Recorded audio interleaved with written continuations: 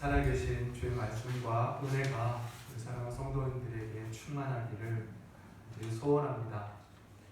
우리가 정말 귀하고 귀한 로마서 말씀을 통해서 하나님의 십자가의 복음의 말씀을 날마다 듣습니다. 여러분, 교회가 전하는 이 복음의 핵심 무엇입니까? 예수 그리스도의 십자가의 죽음과 부활입니다. 그의 죽음과 부활의 은혜가 복음의 핵심입니다. 그가 이 땅에 오셔서 십자가에서 죽으시고 장사되시고 다시 부활하십니다. 그래서 그 부활하신 예수 그리스도를 믿는 자는 그 믿음으로 말미암아 어떻게 됩니까? 그 믿음으로 말미암아 그의 죽음과 같은 모양의 죽음을 죽고 그의 부활과 같은 부활을 하는 자로서 이제 죄사함, 모든 죄에서 사함을 받고 죄의 권세와 또 사망 권세로부터 해방을 받는 그러한 자유한 자가 됩니다. 그래서 이전에는 죄의 종이었으나 이제는 우리는 의의 종입니다. 죄의 지배를 받는 자가 이제는 은혜의 지배 아래서 사는 그런 복된 성도가 되었습니다.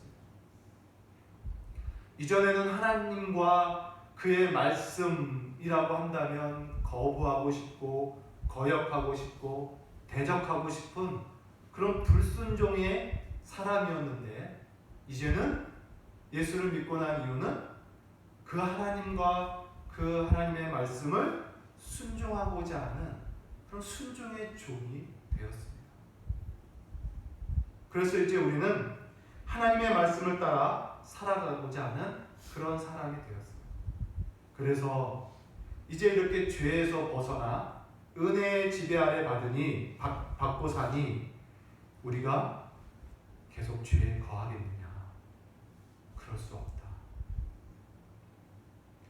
죄의 종으로 살던 자가 이제 의의 종이 되었는데 계속 죄 안에 거하겠느냐? 그럴 수 없느니라. 죄에서 자유한 자가 다시 너 자신을, 너의 몸을 죄에게 다시 종으로 들여서 죄의 종으로 지내는 것이 얼마나 슬프고 비참한 일이냐. 그럴 수 없다 라고 우리는 말씀을 들었습니다. 하나님은 사람을 외모로 판단하지 않습니다. 그러나 열매로 그를 알리라 라고 분명히 말씀하셨습니다. 예수를 믿기 전에는, 하나님을 믿기 전에는 우리는 무슨 열매를 맺었습니까? 온갖 불법, 불의를 행하면서 무슨 열매를 맺었습니까? 누추하고 결국 사망에 이르는 열매를 맺었던 자들입니다. 근데 이제 예수 안에서 죄에서 벗어난 의의 사람으로서 이제 우리는 무슨 열매를 맺습니까? 그리스도 안에서 의의 열매, 거룩함의 열매를 맺는 자가 된 거예요. 그래서 이제 그 거룩한 열매를 맺을 수 있는 자로서 우리는 이제 열매를 맺는 삶을 살아가는 것입니다.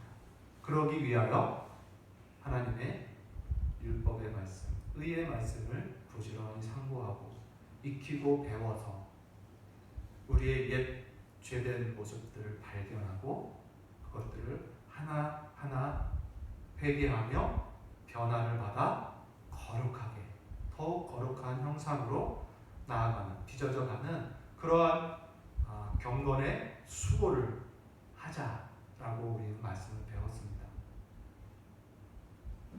이제 오늘 사도 바울이 7장의 말씀을 통해서 이렇게 죄에서 승리할 수밖에 없는 신분이요, 거룩한 삶을 살 수밖에 없는 의로운 거룩한 신분인의 우리 신자들의 정체성을 지금까지 이렇게 충분하게 말씀해 주신 후에 오늘 또 이 7장을 통해서 이제 그 거룩한 신분에서 나오는 그 힘과 신자라는 정체성이 주는 그런 어떤 능력으로 거룩한 삶을 살 수 있는 그 힘과 함께 이제 또 보다 구체적이고 또 실천적이고 어떤 삶의 방식에서의 좀 더 분명한 그런 내용을 오늘 사도 바울이 우리에게 또 소개해주고 있습니다. 참 성경을 보면은 사도 바울은 하나님의 진리를 풀어내는 데 있어서 우리와 같지 않습니다. 너무 우리처럼 조급하지가 않아요. 한 걸음 한 걸음 이렇게 펼쳐나가는 것을 보게 돼요. 한 발자국 한 발자국 조금씩 조금씩 서서히 말씀해가는 모습을 보게 돼요. 이 성경과 다르게 우리들의 마음은 왜 이렇게 조급한지 모르겠어요. 하나를 알면 열을 아는 것처럼 조급해지고 두 개를 알았다고 나머지를 듣고 싶지 않는 이러한 조급함이 우리 성도들에게, 우리 사람들에게 많습니다. 사도 바울 오늘도 지금까지 배운 말씀과 함께 한 발자국 더 나가서 이제 이 거룩한 신자의 삶의 방식을 또 한 번 우리에게 이야기해 줍니다. 근데 오늘은 그 삶의 방식이 무엇이냐, 어떻게 표현하고 있냐면 오늘 설교 제목이죠. 바로 영의 새로운 것으로 섬길 것이다. 이 말씀으로 신자들의 이 새로운 삶의 방식을 설명을 해주고 있습니다. 그 설명하는 과정에서 이제 먼저 오늘 율법과 율법의 이야기를 다시 한번 말씀을 하고 있습니다. 여러분, 우리 율법에 대한 이야기 지금까지 많이 들었어요. 많이 들었습니다. 율법의 정의와 율법의 기능, 역할에 대해서 우리는 로마서 통해서 그동안 배웠잖아요. 그런데 오늘 사도 바울이 또 한 번 기록하고 있습니다. 그래서 여러분, 저는 오늘 여러분에게 당부하고 싶습니다. 오늘 이 말씀으로 이제 오늘 이 시간부로 율법에 대한 지식을 마지막으로 여러분 정리하시길 바랍니다. 이제 이 말씀을 마지막으로 듣고 분명하게 지울 것은 지우고 붙들 것은 붙드는 그런 시간이 되었으면 좋겠어요. 다시 뒤로 돌아가고 지웠던 것을 다시 쓰고 그런 신자가 아니라 이제 확실하게 지울 건 지우고 버릴 건 버리고 분명하게 붙들고 새롭게 된 것을 굳게 붙드는 이런 시간이 오늘 되었으면 좋겠어요. 그래서 저도 오늘 신자와 율법의 관계, 사도 바울의 말씀을 통해서 다시 한번 저와 여러분 함께 상고하기를 원합니다. 그래서 오늘 표현처럼 이제는 묵은 것, 옛 조문의 묵은 것을 따라 사는 자가 아니라 새로운 것, 영의 새로운 것에 정착되어 이제 살아가는 사람으로서 삶의 방식을 오늘 분명하고 확고하게 붙잡고 가는 귀한 시간이 되기를 바랍니다. 오늘 사도 바울께서 이 신자와 율법과의 관계를 설명하기 위해서 법이라는 일반적인 법의 원리를 기록하고 있습니다. 법의 일반적인 원리와 함께 그리고 남편과 아내라는 결혼 관계를 통해서 그 법이 갖는 그 구속력의 그 강도를 이제 설명을 해주고 있습니다. 말씀을 보면서 한번 보겠습니다. 먼저 1절 말씀입니다. 1절 말씀을 보면 내가 법을 아는 자들에게 말하노니 너희는 그 법이 사람이 살 동안만 그를 주관하는 줄 알지 못하느냐 이렇게 기록합니다. 무슨 말입니까? 법의 그 효력은 살아있는 자들에게만 해당된다는 의미입니다. 그 사람이 죽으면 그 법으로부터 벗어난다는 거예요. 그 법으로부터 자유케 된다는 것이죠. 우리도 상식적으로 알잖아요. 어떤 범죄자가 죄를 범했습니다. 그 범죄자가 살아있을 동안은 수사관들이 그를 잡아 끊임없이 잡으려고 해요. 생포하려고 합니다. 왜요? 생포하여 법의 그 지배 아래 놓으려고 하는 거죠. 그러나 그 피의자가 만약에 사고로든 뭐든 그가 죽었다라고 해봅시다. 법의 집행을 받기 전에 그가 죽었어요. 그러면 어떻게 될까요? 그 범죄자를 향한 법의 공소는 그래서 종결된 거예요. 무슨 말이냐면 법은 살아있는 자들에게 적용되는 거지 죽은 자들에게는 법이 적용될 수 없다. 곧 죽음으로 그 법에서 자유케 된다라는 것을 벗어나게 된다라는 것을 일반적인 원리를 이야기하고 있습니다. 그러면서 결혼관계를 또한 사도 바울이 이야기를 하고 있습니다. 2절을 보면 남편 있는 여인이 그 남편 생전에는 법으로 그에게 매인받으나 만일 그 남편이 죽으면 남편의 법에서 벗어납니다. 결혼을 합니다. 결혼을 하면 아내는 남편의 법에 구속됩니다. 이 남편의 법이라는 것이 그냥 결혼의 법이라고 생각을 해보죠. 결혼을 하면 여자는 그 결혼의 법, 그 아내로서의 역할, 신부로서의 역할, 의무라는 법이 있겠죠. 거기에 구속을 받는다는 것입니다. 그러나 남편이 죽으면 그 아내는 그 결혼의 법으로부터 자유케 되는 거예요. 해방이 된다는 것입니다. 그런데 만약에 남편이 살아있을 때 이 여인이 그 남편과 남편의 법이 싫어서 다른 남자에 가면 뭐라고 말합니까? 음녀다라고. 그러나 남편이 죽으면 다른 사람한테 가도 음녀가 아니다. 왜? 법에서 해방되었기 때문이다라는 거죠. 결국 하는 말이 말씀하는 요점은 뭐냐면 법의 구속력이라는 것이 사람이 살아있을 때만 가능하다라는 것을 말해요. 그러니까 사람이 살았을 때와 죽었을 때의 법의 구속력의 차이를 지금 설명하고 있는 것입니다. 오늘 바울 사도가 이 결혼을 비유로 삼아서 율법과 신자들과의 관계를 지금 설명하고 있어요.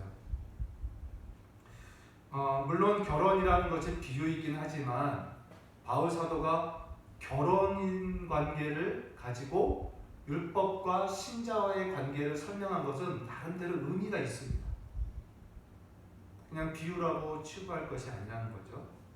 무슨 의미냐면 모든 인류가 바로 이 하나님의 이 의로운 법인 이 율법에 남편과 아내와 같이 아주 밀접하게 구속을 받고 있다는 걸 의미합니다. 하나님의 율법에 모든 인류가 이렇게 구속받고 있고 죽음 외에는 그 관계가 끊어지지 않는 그러한 강한 그러한 결탁이 되어 있다는 것을 의미합니다. 율법에서 벗어날 수가 없는 거니까. 그래서 사도 바울이 이 비유를 드는 것입니다. 저는 이 시점에서 우리는 율법이 그러면 무언가를 다시 한번 여러분 생각하기 바랍니다. 남편의 법처럼 우리 모든 인류에게 강력한 그리고 밀접하게 영향을 미치고 있는 구속하고 있는 이 율법이 과연 무언가? 여러분 오늘 저 또한 아까 서두에서 말했지만 이제 이 부분에 대해서 저도 마지막으로 여러분에게 말씀드립니다. 율법과 신자의 관계에 대해서 마지막으로 말씀하고 싶습니다. 여기서 마지막이라는 것이 다시는 내가 율법에 대한 설교를 하지 않겠다라는 것이 아니라 율법에서 이제 완전히 벗어나고 옛것을 지우고 다시 붙들지 말자라는 의미에서 마지막으로 여러분 우리 함께 말씀을 보자는 것입니다. 주님이 오시는 그날까지 교회에서는 강단을 통해서 율법에 대해서 끊임없이 설교될 겁니다. 그러나 제가 오늘 우리도 이 로마서의 순서를 따라 마지막으로라는 표현은 다시 붙들지 말자라는 의미입니다. 자, 율법의 정의를 여러분 보겠습니다. 율법이 무엇입니까? 네, 하나님의 말씀이죠. 하나님의 의로운 말씀입니다. 오늘 12절 말씀처럼 우리가 읽었던 12절 말씀처럼 율법은 거룩하고 계명도 거룩하고 의로우며 선하도다 말합니다. 율법은 거룩하고 의롭고 선한 하나님의 말씀입니다.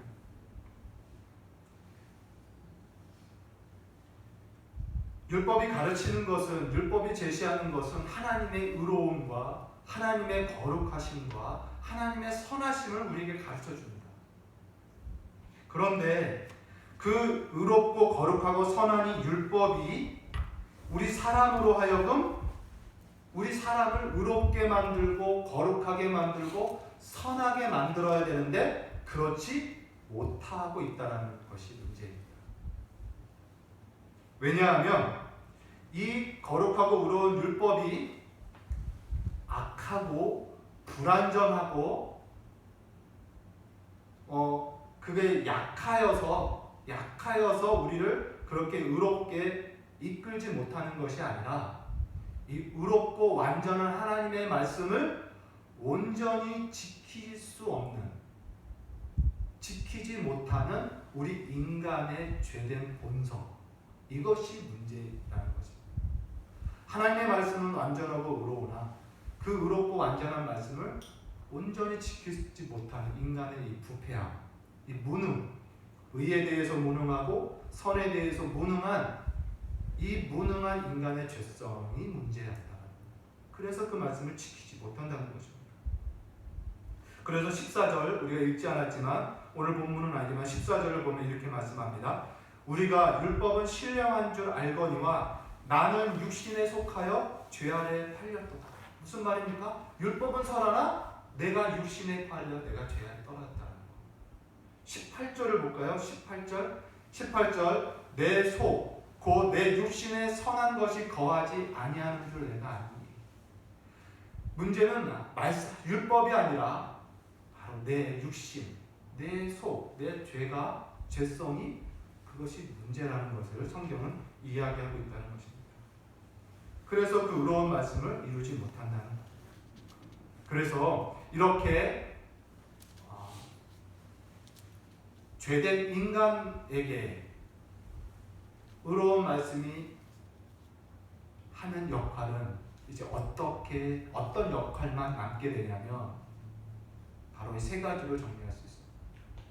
의를 행치 못하는 사람들에게 어떤 역할만 율법이 하게 되냐면 첫 번째, 죄를 죄로 드러나는 기능을 합니다. 일단 죄가 무엇인지를 지적해 준다는 것. 오늘 우리 본문의 7절을 한번 읽어보겠습니다. 그런즉 우리가 무슨 말하리요? 율법이 죄냐? 그럴 수 없느니라. 율법으로 말미암지 않고는 내가 죄를 알지 못하였으니 곧 율법이 탐내지 말라 하지 아니하더라면 내가 탐심을 알지 못하였다. 무슨 말입니까? 율법의 역할은 죄를 죄로 드러내는 역할을 한다는 거예요. 죄가 무엇인지를 가르쳐주는 역할을 한다는 것입니다. 여러분, 우리 전에 로마서 말씀에서 노아의 시대에 대해서 한번 언급한 적이 있어요. 노아. 곧 율법이 이 세상에 들어오기 전, 율법을 사람들이 알기 전에 세상의 모습을 우리 한번 이야기했어요. 그 노아의 시대죠. 노아의 시대는 어땠습니까? 율법이 없었을 시대.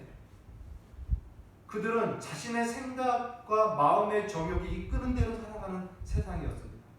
잔인함과 포악이 하늘을 찔렀으나 그것이 잔인인지도 모르고 그것이 포악인지도 모르는, 죄가 무엇인지 모르면서 죄를 짓는 세상이었었어요. 그래서 하나님이 참을 수가 없었던 겁니다. 그래서 그들을 하나님은 진멸할 수밖에 없었던 거예요. 그래서 홍수로 그 죄악된 세상, 인간을 다 쓸어버리신 거죠. 율법이 없는 세상, 무법천지죠. 무법천지. 그리고 나서 노아를 통해서 하나님께서 약속하시죠.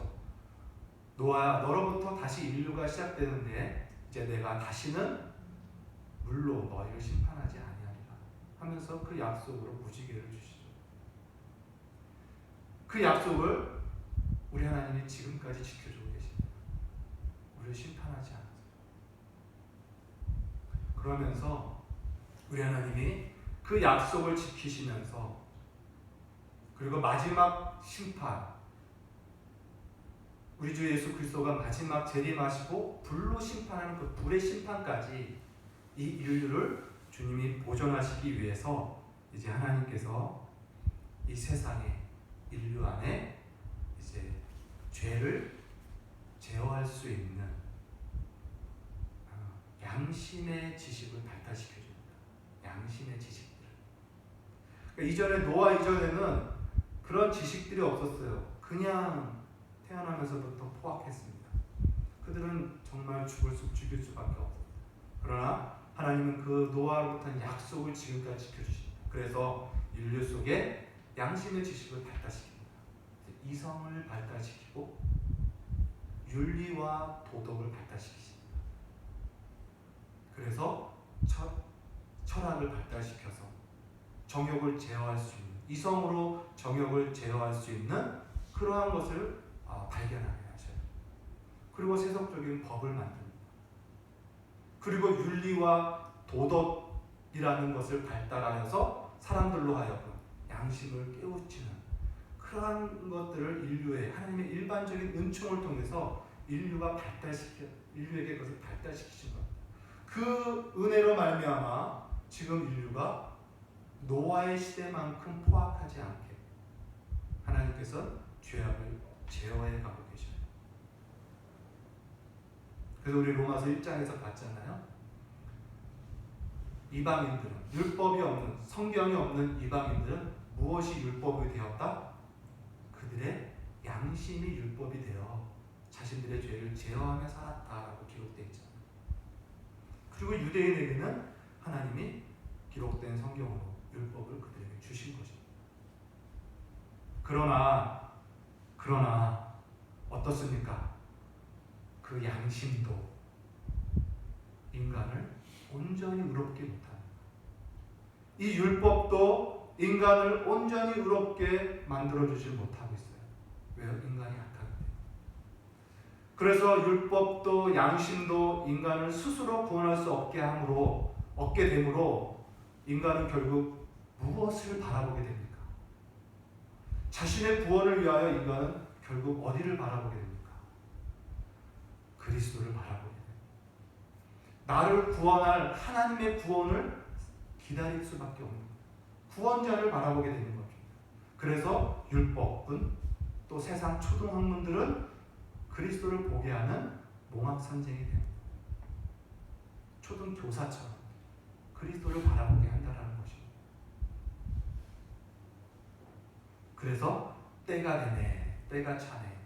하나님께서 그리스도를 이 세상에 보내시고 때가 차네 보내셔서 율법으로도 양심으로도 온전함을 이루지 못한 인간의 탄식함을 이제 그리스도를 통해서 그 구원을 이루게 하신 것입니다.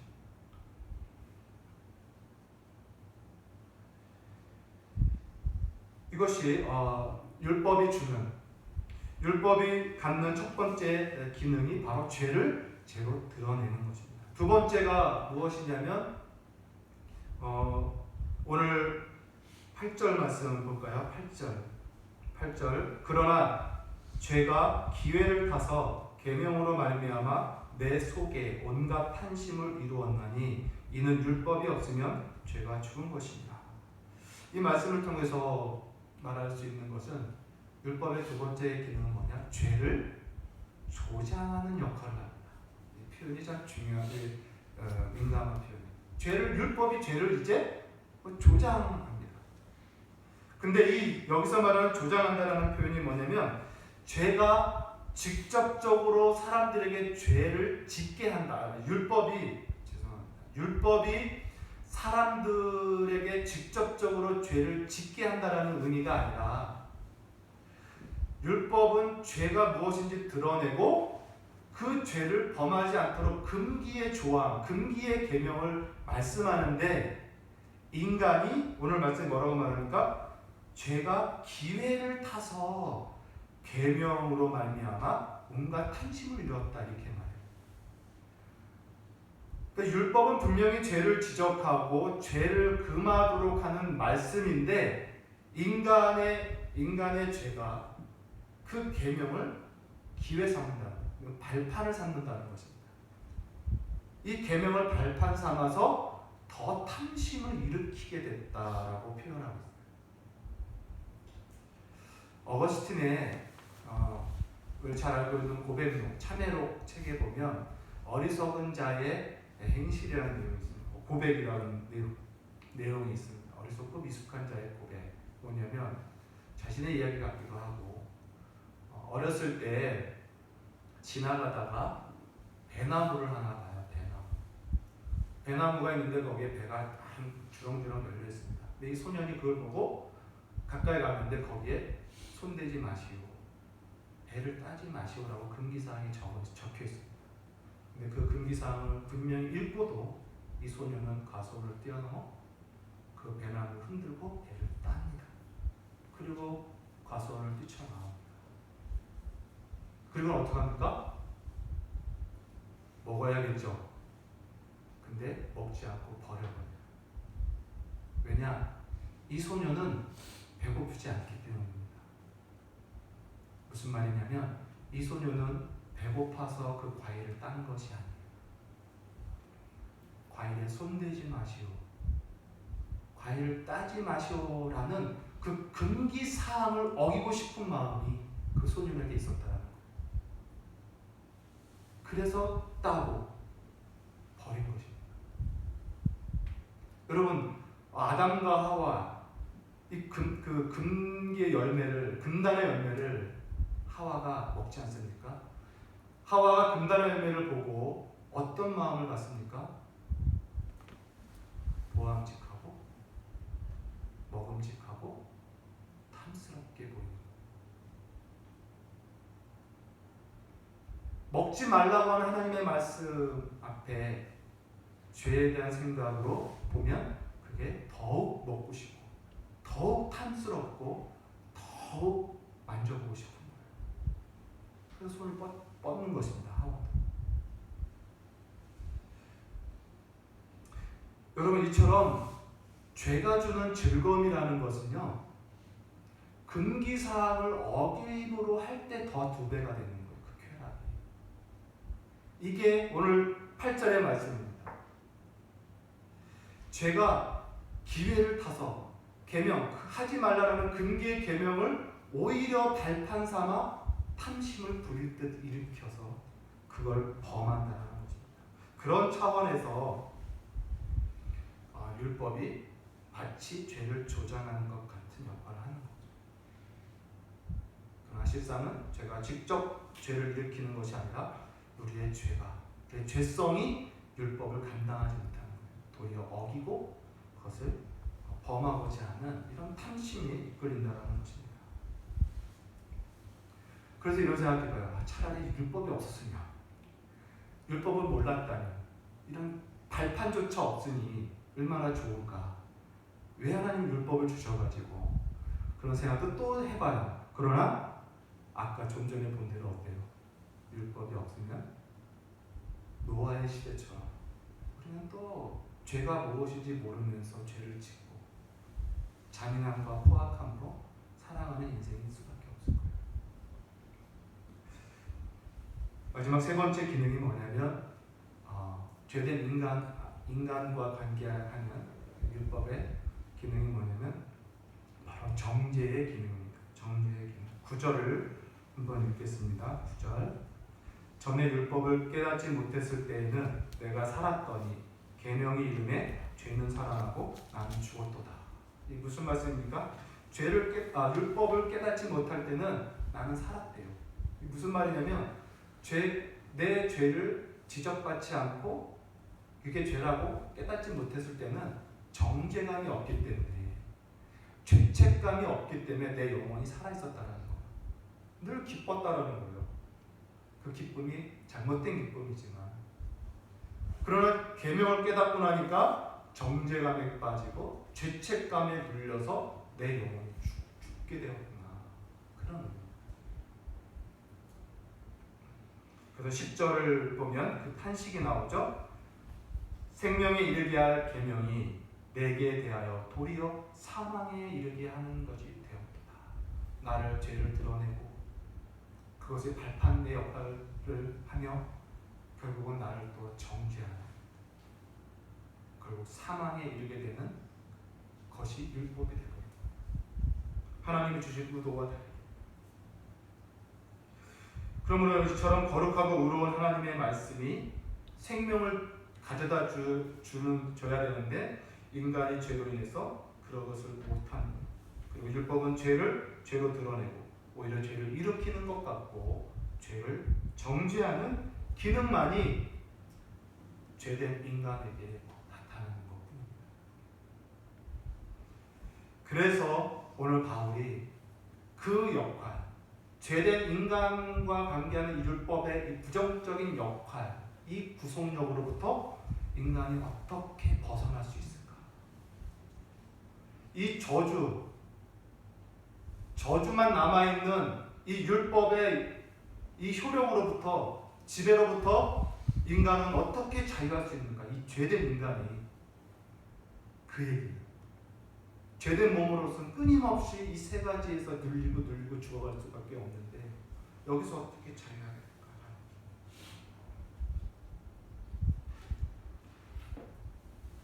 그것이 바로 이 율법에서부터 죽는 것을 의미합니다. 이 남편의 법과 같은 율법으로부터 벗어나는 방법은 바로 죽는 거예요. 남편이 죽을 수는 없어요. 결국 내가 죽어야 됩니다. 그런데 내가 죽으면 또 무슨 소용이 있을까요? 내가 죽어서 그 법으로부터 자유게 되면 무슨 의미가 있습니까? 죽었는데. 그렇죠? 내가 죽는 것도 사실은 의미가 없습니다. 여러분, 이 비참함, 사도 바울이 외치잖아요. 이럴 수도 없고 저럴 수도 없고 이 곤고한 이 사망의 몸에서 누가 나를 건져내랴. 이럴 수도 없고 저럴 수도 없는 율법의 지배에서 누가 나를 자유케 하라, 해방케 하라 라면서 탄식하는 사도 바울의 탄식이 나와 있어요. 그런데 이제 하나님께서 일하십니다. 사람이 할 수 없는 그것을 이제 하나님께서 하십니다. 하나님의 은혜의 복음이 하늘로부터 내려옵니다. 하늘로부터 내려와요. 그래서 로마서 8장 3절을 한번 같이 볼까요? 이렇게 말씀합니다. 율법이 육신으로, 우리 죄된 육신으로 말미암아 연약하여 할 수 없는 그것을 하나님은 하시나니 곧 죄로 말미암아 자기 아들을 죄 있는 육신의 모양으로 보내어 그 아들을 통하여 우리를 율법에서, 죄의 법인 율법에서 해방시키셨다라고 말씀하는 것입니다. 하나님이 하시는 일을 오늘 본문에서 우리가 다시 한번 찾기를 바랍니다. 우리 10장 4절 말씀을 한번 같이 읽을까요? 시작. 그러므로 형제들아 너희도 그리스도의 몸으로 말미암아 율법에 대하여 죽임을 당하였으니 이는 다른 이 곧 죽은 자 가운데서 살아나신 이에게 있어 우리가 하나님을 위하여 열매를 맺게 하려 합니다. 뭐라고 말씀합니까? 너희도 그리스도의 몸으로 말미암아 율법에 대하여 죽임을 당한다. 내가 죽으면 의미가 없어요. 나도 벗어나고 싶지만 그렇다고 내가 죽으면 의미가 없어요. 그래서 그리스도께서 죽으십니다. 우리가 배웠잖아요. 그리스도의 죽으심은 우리의 죽음이었습니다. 그리스도께서 십자가에서 몸으로 죽으실 때 우리도 그와 함께 죽었고 그가 장사되었을 때 우리도 그와 함께 장사되었고, 그가 부활했을 때 우리도 그의 부활에 같은 모양으로 부활하였느니라 라고 우리 배웠습니다. 그래서 예수님의 몸의 죽음으로 우리가 죽은 것이 되어서 이제 우리는 율법으로부터 벗어났다. 여러분, 이것이 복음 아닙니까? 하나님이 사람으로 이 땅에 오시고, 죽을 수 없는 하나님이 죽을 수 있는 사람이 되어서 십자가에서 죽으시고, 그리고 사람이 다시 부활하고 몸으로 부활하여서 우리를 영화롭게 하시고, 또 하늘에 오르사 하나님 우편에 앉아 계시고, 그와 함께 저와 여러분도 하나님 우편에 지금 앉혀져 있느니라 라고 성경은 분명히 약속하고 있습니다. 말씀하고 있습니다. 이것이 복음 아닙니까? 그리스도께서 이 모든 일을 행하신 거예요. 그리스도께서 죽으심으로 율법에서부터 우리를 자유케 하신 거예요. 그래서 오늘 우리 4절 읽었지만, 이제 죽은 자 가운데서 다시 살아나신 이에게 가서 내가 이제 율법에서 죽임을 당하였으니 이제는 다른 이, 죽은 자 가운데 다시 살아난 곧 예수에게 가서 신부가 될 수 있다는 거예요. 이전에는 그리스도께 갈 수 없어요. 그런 음녀가 됩니다. 그러나 내가 율법에 죽었고 남편의 법에서 죽었으니 이제 내가 새 신랑을 향하여 새 신부로 가서 거기서 어떻게 합니까? 하나님을 위한 열매를 맺는 신부로 살아가게 됐다라고 오늘 성경 4절이 말하는 거예요. 여러분, 이제 이것이 중요합니다. 오늘 설교를 하면서 저는 이 부분을 향하여 계속 나가고 있었던 거예요. 매우 중요한 메시지입니다. 오늘 놀라운 우리의 말씀이 복음의 증거로 나타납니다. 바로 다시 살아나신 그리스도께 가서 새 결혼을 한 신부로서의 이제 새 삶의 방식을 이제 우리는 알아야 돼요. 그게 뭐냐? 이제 율법의 조문에 묵은 것으로 살 것이 아니라 영의 새로운 것으로 사는 삶의 방식을 사도 바울이 이야기하고 있는 것입니다. 이제 여러분, 우리가 그리스도와 함께 다시 살아나고 새 생명을 얻은 자로서 이제 율법의 조문, 곧 옛 남편의 율법의 요구를 따라가는 삶이 아니라 이제 영의 새로운 것을 따라가며 살아가는 신분이 되었다는 것을 여러분 꼭 기억하십시오. 자, 그러면 영의 새로운 것으로 산다라는 게 뭘까? 영의 새로운 것으로 섬기면서 산다는 것이 뭘까? 여기서 말하는 영은 바로 성령으로 거듭난 저와 여러분의 새 영입니다. 성령으로 거듭난 새 생명의 영, 저와 여러분의 영이에요. 근데 이 영은 바로 성령의 율법의 요구가 아닌 이제 성령의 요구와 성령의 법과 성령의 음성을 듣는 영입니다.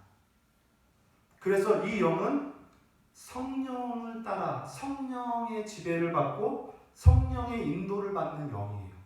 성령의 법을 따르는 그러한 영입니다. 오늘 바울이 말하고 싶은 것은 너희의 그 새 영의 새롭게 되는 것으로 섬길지어다. 하나님을 위하여 섬길지어다 라고 말하는 것입니다. 새 생명을 얻은 새 사람의 우리는 이제 성령을 따라 사는 영의 존재가 된 거예요. 이제 성령을 따라 사는 이 영의 존재, 이 영의 존재에 맞는 삶의 방식을 저와 여러분이 살아가야 되는 것입니다.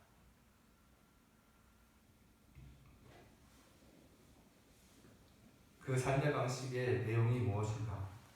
다시 말하면 이전에 묵은 것에 따라 율법 아래에서 살았던 삶의 방식과 어떤 차이가 있는가?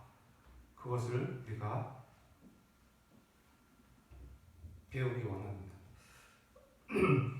그것을 고린도후서 3장 3절에 잘 묘사하고 있어요. 제가 읽어드릴게요.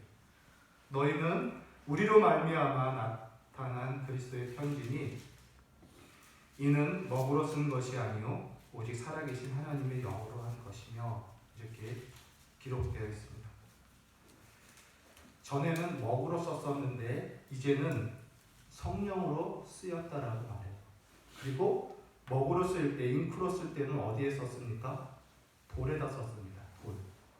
근데 이제 성령으로 우리의 신비, 마음에 하나님의 말씀이 기록되어 있다라고 말해요. 또 옛 율법은 어떻습니까?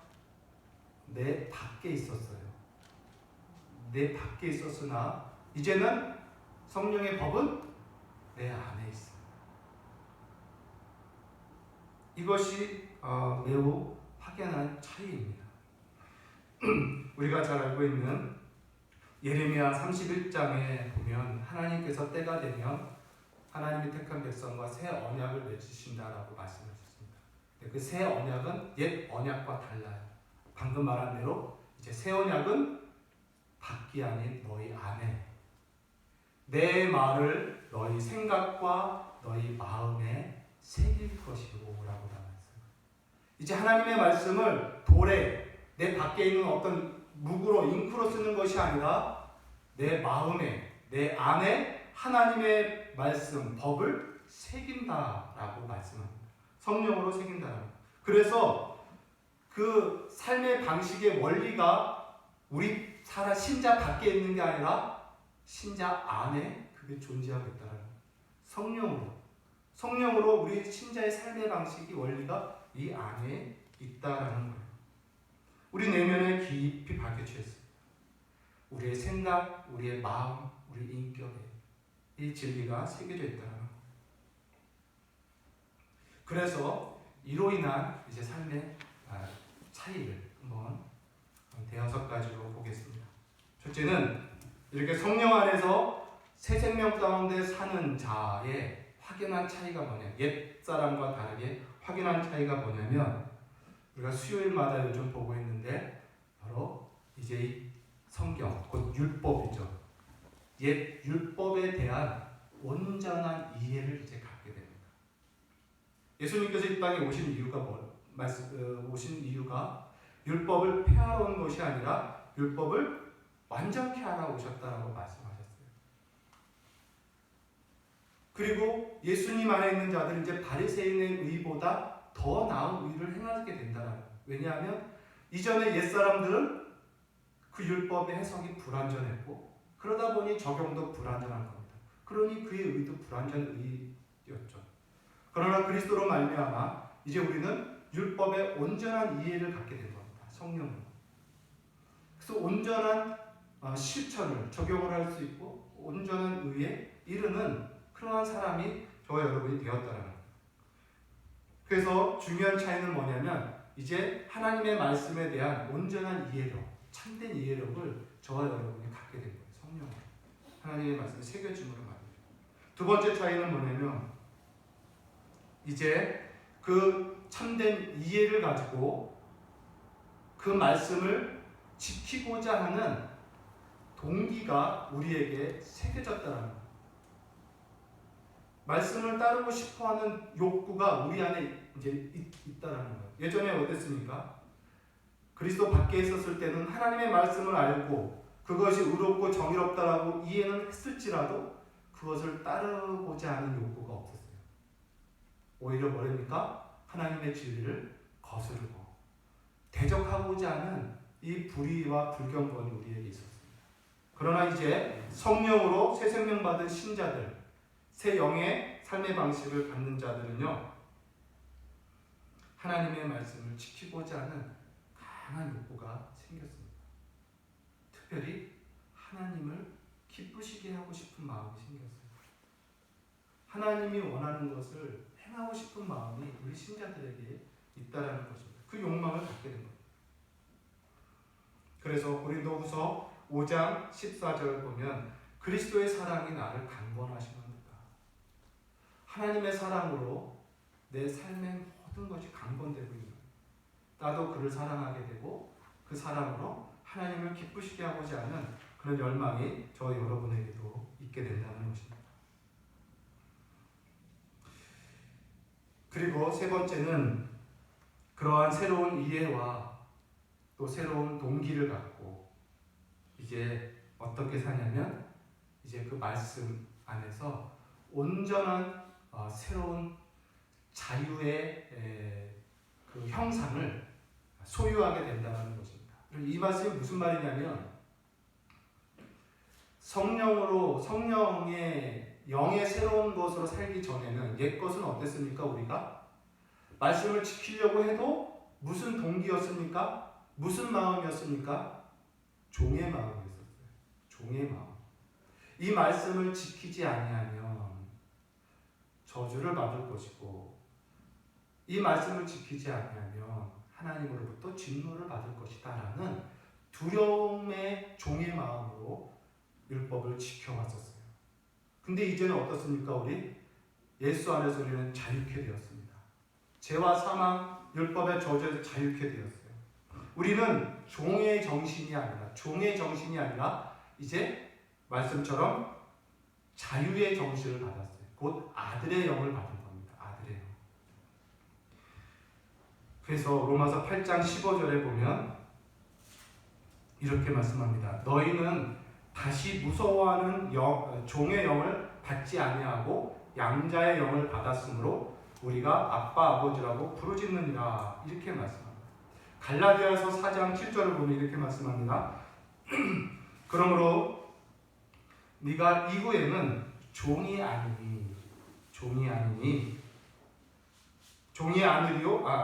아니요 아들이니 아들이면 하나님으로 말미암아 유업을 받을 자니라 이렇게 말씀합니다. 그래서 5장 1절은 이렇게 말합니다. 그리스도께서 우리를 자유롭게 하려고 자유를 주셨으니 그러므로 굳게 서서 다시는 종의 멍에를 매지 말아라 이렇게 말씀합니다. 곧 우리는 여러분 하나님의 말씀을 지키는 데 있어서 새로운 이해와 새로운 동기와 함께 이제 이것을 지키는 데 있어서도 종처럼 지키지 않는 거예요. 우리는 자유입니다. 아들이 되었습니다. 그래서 이 정신을 갖고 하나님을 사랑하는 마음으로 지키는 거예요. 그래서 요한일서 말씀에 이렇게 나오죠.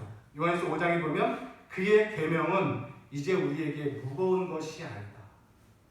하나님의 말씀이 이제 우리에게 무겁지가 않아요. 종이 아니기 때문에 종들은 다 멍이 아닙니까? 근데 우리는 무겁지가 않아요. 기쁨으로 자유함 가운데 주의 말씀을 행하고 지키고자 하는 그러한 우리 모습이 저와 여러분에게 있다는 거죠. 이 새롭고 위대한 정신이 저와 여러분에게 있어요.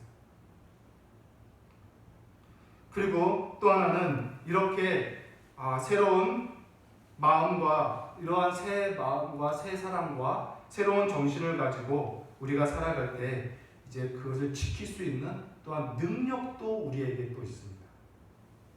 이제 하나님의 말씀을 우리가 지킬 능력이 있어요. 성령이 우리를 그렇게 이끌어 가십니다. 특별히 우리는 하나님의 형상으로 신의 성품에 참여하는 존재가 되었어요. 저와 여러분의 인격과 성품은 하나님의 말씀을 지키고 하나님의 성품을 닮아가고자 하는 형상으로 다 바뀌었습니다. 그것이 사실은 능력입니다. 그래서 말씀을 지키고 주의 뜻을 지키고자 하는 능력을 저와 여러분이 다 갖고 있어요. 이것이 영의 새로운 것으로 섬기는 자의 삶의 방식입니다. 이제 우리는 종이 아니고 옛 것으로 살아갈 것이 아닙니다. 마지막으로 가장 감격스러운 내용 하나, 무엇이냐면